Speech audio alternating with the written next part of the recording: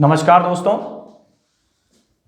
आज आपको लेक्चर 2 में, जैसा कि मैंने आपको बताया कल L1 में संबद्ध राशियां, चर अचर राशियां आदि के बारे में अध्ययन कराया। अब कल गणित के अंतर्गत फलन आदि की आवश्यकता होती है, इसलिए हम आपको फलन के बारे में भी अवगत करा दें। हालांकि आप 11th के अंदर पढ़ चुके हैं। तो फलन का सिद्धांत दो परस्पर संबद्ध चर राशियों पर आधारित है। माना त्रिज्या r के किसी वृत्त का क्षेत्रफल यदि a है, तब a = πr², जहां r स्वतंत्र राशि तथा a परतंत्र राशि। इसका तात्पर्य आपको हम पहले भी बता चुके हैं, फिर हम एक एग्जाम्पल के थ्रू बता देते हैं। Area = πr²। यदि हम कह दें r = 1 और 2, तो एरिया आपका क्या हो जाएगा, 1 यानी कि 1 पाई या 2 2 जा 4 पाई एंड सो ऑन। तो इस तरीके से इसको फलन के रूप में a = f(r) इस तरह से भी व्यक्त किया जा सकता है। डेफिनेशन में दो चर राशियां x तथा y किसी नियम f द्वारा इस प्रकार संबद्ध हो कि x के प्रत्येक मान के लिए y का एक निश्चित, ये ध्यान रखेंगे, डेफिनेट एवं अद्वितीय उसके समान दूसरा मान प्राप्त हो, तो y को x का f फलन कहते हैं, जिसे y = f(x) द्वारा निरूपित करते हैं। फलन को प्राय f such that x tends to y इस प्रकार भी दर्शाते हैं। इसको नोट डाउन कर लें आप।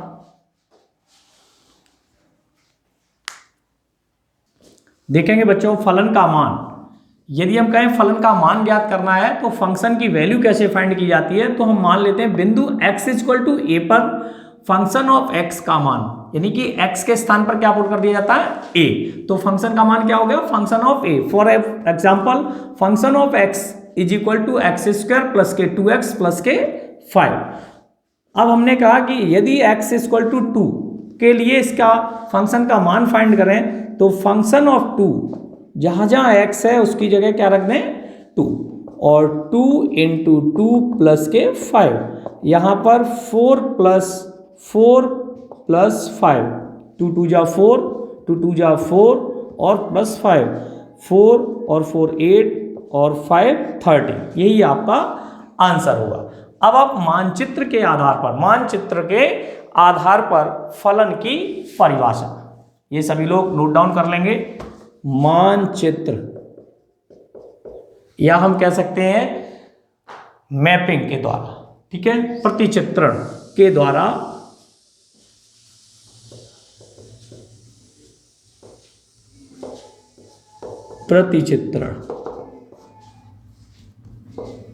हाँ सर, कट कर दो, एक बार कट कर दो।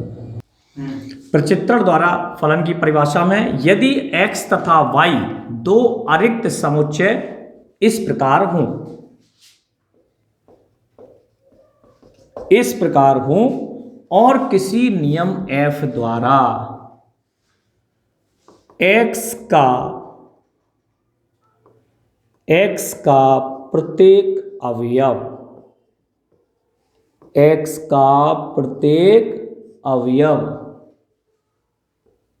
y के केवल एक और केवल एक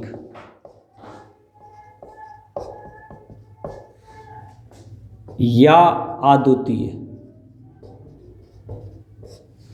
x का प्रत्येक अवयव y के एक और केवल एक या अद्वितीय अवयव से संगुणित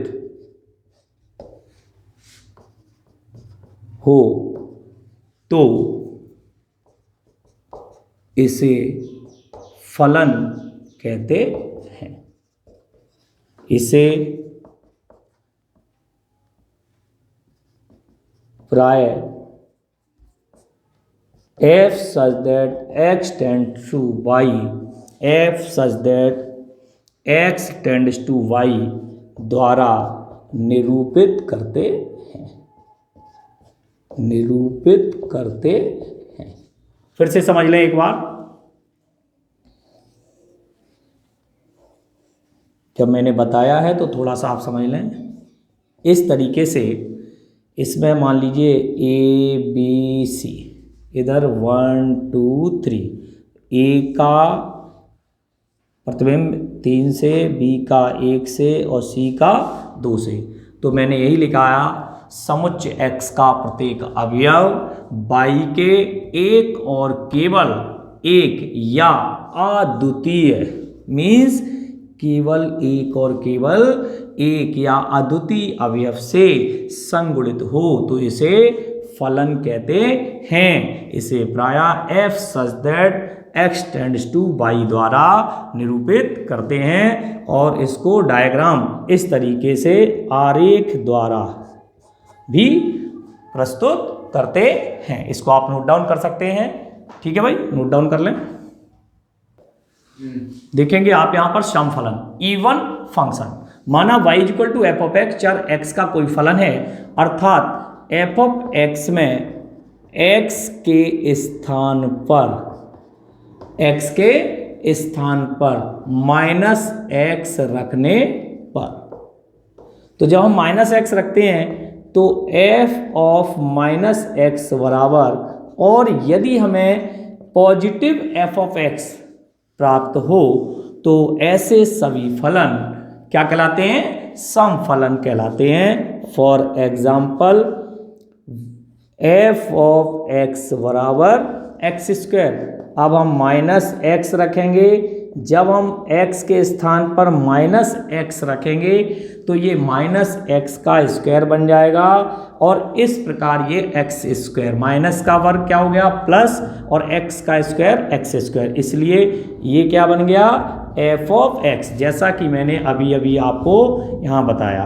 एक एग्जाम्पल हो गया। दूसरा नोट करेंगे, यदि एफ ऑफ एक्स त्रिगो में आपको याद होगा कॉस एक्स के लिए, तो फंक्शन ऑफ माइनस एक्स, तो ये हो जाएगा कॉस माइनस एक्स।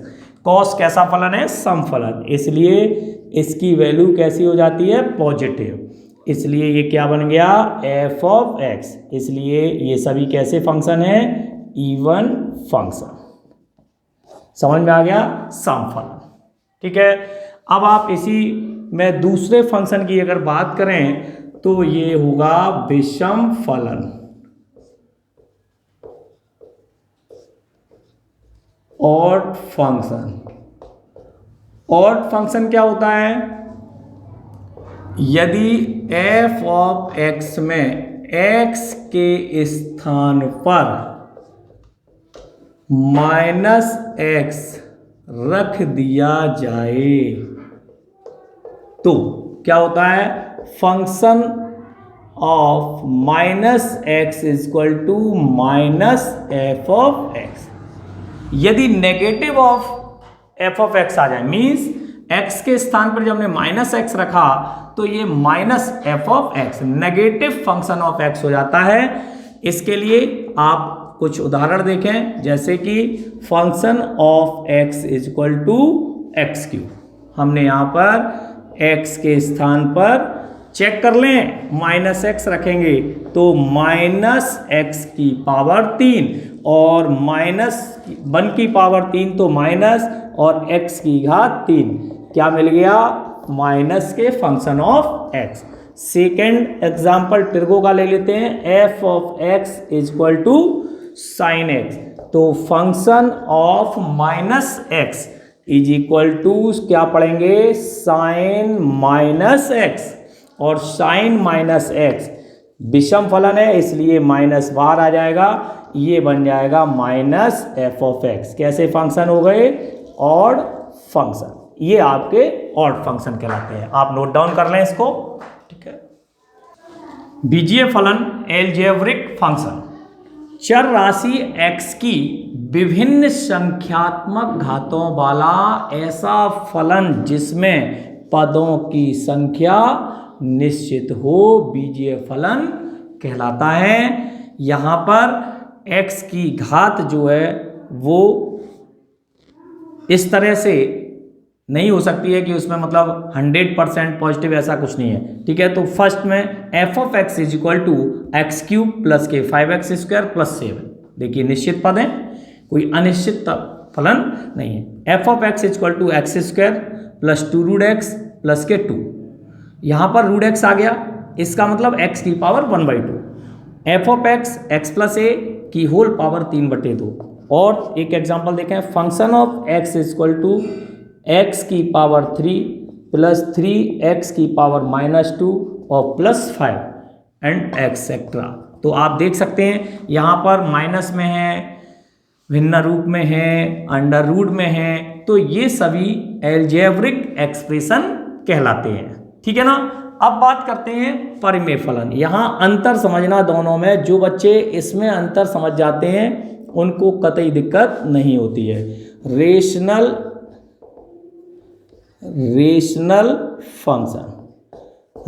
फंक्शन क्या होते हैं? वे फलन जिन्हें f of x upon g of x, जहां g of x does not equal 0 के रूप में व्यक्त होते हैं परिमेय फलन कहलाते हैं। परिमेय फलन कहलाते हैं। दूसरी बात, एक खास बात होती है, जो आपके परिमेय फलन होते हैं, अर्थात परिमेय फंक्शनों में हमेशा आप ध्यान रखेंगे, वो बहुत ही विशेष बात होती है कि वे बहुपदीय होने चाहिए। जैसे एफ ऑफ एक्स है या पी ऑफ एक्स है या क्यू ऑफ एक्स है, ये सभी जो फंक्शन हैं ये बहुपदीय होने चाहिए। तो यहाँ पर हम आपको एक उदाहरण लिख दे रहे हैं, F of X is equal to X square plus K 5x plus के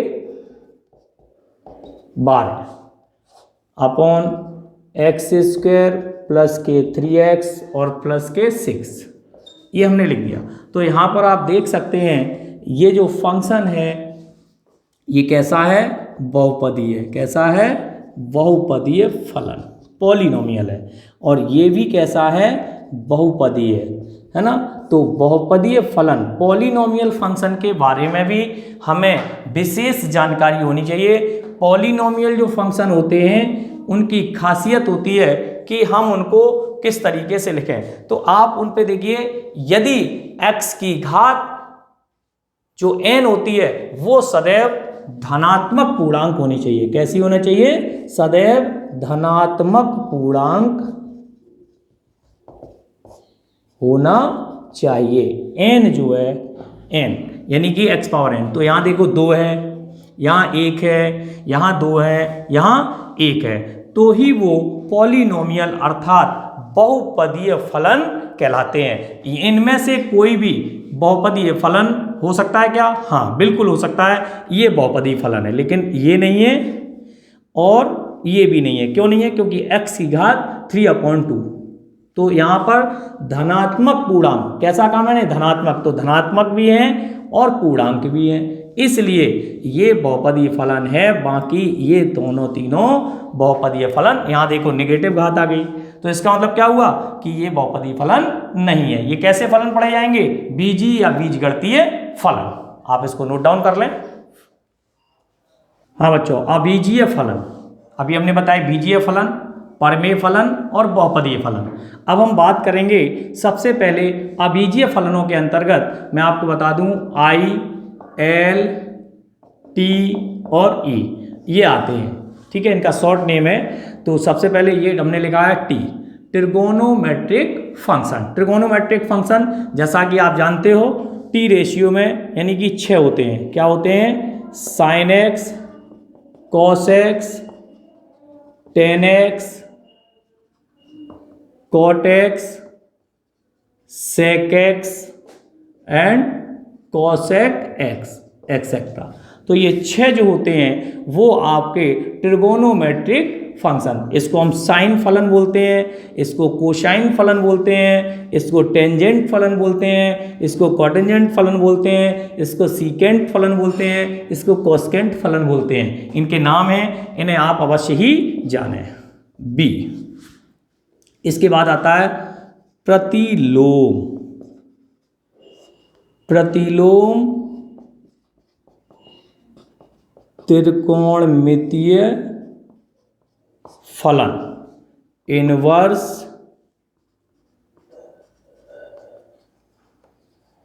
ट्रिगोनोमेट्रिक फंक्शन, शॉर्ट में इसे ITF पढ़ते हैं। तो यहाँ पर प्रतिलोम त्रिकोणमितीय फलन ये आपके इस तरीके से होते हैं, जैसे sine inverse x, cos inverse x, tan inverse x etcetera.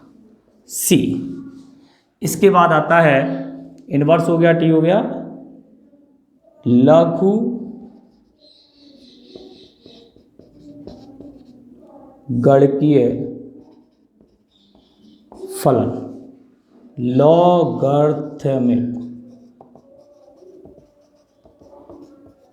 Logarithmic function. Logarithmic function means log x square कह सकते हैं, log 2x + 5, log x square + 2x + 5 etcetera. और इसी प्रकार डी, चर घातांकी फलन, एक्सपोनेंशियल फंक्शन, चर घातांकी फलन। चर घातांकी फलन जैसे e के पावर x, e की पावर x, x की पावर x, 5 की पावर x और एक्सेट्रा। तो आप यहाँ पर देख रहे होंगे कि हमने 4 प्रकार के अवीजीय फलनों के बारे में आपको बताया। I for inverse function, L for logarithmic function, T for trigonometric function और E फॉर एक्सपोनेंशियल फंक्शन। हम जब समाकलन पढ़ेंगे तो एक शब्द आता है जिसमें आइलेट शब्द का प्रयोग किया जाता है, ठीक है, वहां पर हम आपको बताएंगे, जिसमें हम आपको पीछे एलजेब्रिक यानी कि बीजीय फलन के बारे में बता चुके हैं। तो इन सारे फंक्शनों के नाम आपको पता होने चाहिए जिसकी आवश्यकता पड़ती है। और देखेंगे आगे, अभी नोट डाउन कर लो बच्चों। तो देखें परिभाषित फलन, डिफाइंड फंक्शन, x बराबर a पर फंक्शन ऑफ x परिभाषित कहलाता है यदि फंक्शन ऑफ x में a रखने पर f ऑफ a परिमित एवं निश्चित राशि के बराबर हो, जो पूर्णतया अर्थपूर्ण अर्थात वास्तविक हो, वही केवल परिभाषित फलन कहलाते हैं। अब बात करेंगे अपरिभाषित फलन की, अनडिफाइंड फंक्शन। x = a पर फंक्शन ऑफ x अपरिभाषित कहलाता है यदि f ऑफ x में x बराबर a रखने पर फलन का मान f ऑफ a का फलन का मान f ऑफ a अनिश्चित एवं अर्थहीन हो। कैसा हो? अनिश्चित एवं अर्थहीन हो। सभी क्या कहलाते हैं? अपरिभाषित फलन कहलाते हैं। जैसे अर्थहीन या अनिर्धारित रूप, इंटरमीडिएट फॉर्म में कुछ फॉर्म लिखी गई हैं, इनको आप देख सकते हैं। जैसे 0/0, अनंत/अनंत, अनंत इंटू अनंत, अनंत माइनस अनंत, 0 इंटू अनंत, 0 की पावर 0, अनंत की पावर 0, 1 की पावर अनंत। इस प्रकार ये जो टॉपिक है इसको आप सही से अध्ययन करें। ठीक है, धन्यवाद।